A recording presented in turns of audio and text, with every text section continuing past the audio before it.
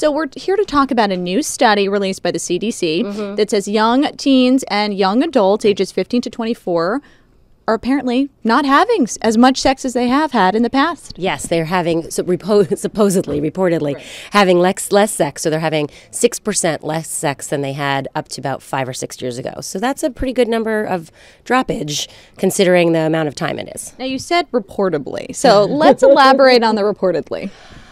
I have questions about this. I think one of the things that I really question about it is certainly what are we defining sex? Like, how are we defining sex? And I think that wasn't entirely clear in the stuff that I read. So I want to know what that means, because it might just mean straight intercourse is down, but oral sex is up. And I think there needs to be a little bit more flushing out of what that means. And I find it surprising. Now, that being said, I think kids are busier, more stressed out, have more responsibilities. It may be the thing that's dropping off. So it could be, very accurate. The study did indicate that it's low on their priority list. So again, do you think it's just because of increased activities?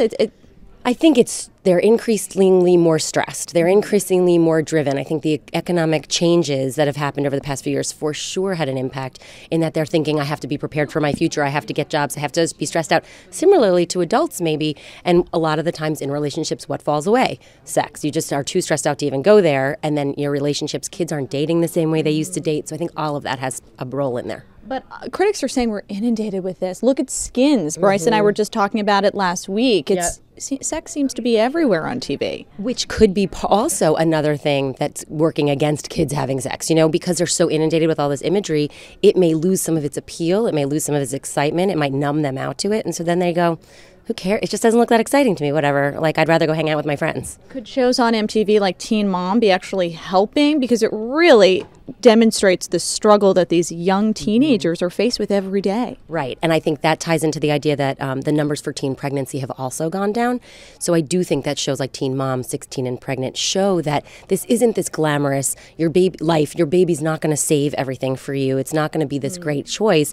So be smarter. And for some people, being smarter means just abstaining altogether. Recently, there was a particular school in the news where 11% of the population were pregnant. But you're saying teen pregnancy is going down. Right. So there are exceptions to every rule, as we know. And yes, that was a hugely interesting story that these girls, out of, I think it was 90 girls were pregnant out of 900 students or something to that effect. And it was really a pretty impressive number. And I think left a lot of people scratching their heads with concern, certainly. But overall, the number, you're going to always have pockets. But overall, the numbers are really going down, which is good news. This is clearly making parents happy, this study. What can they do to kind of keep these numbers on a decline?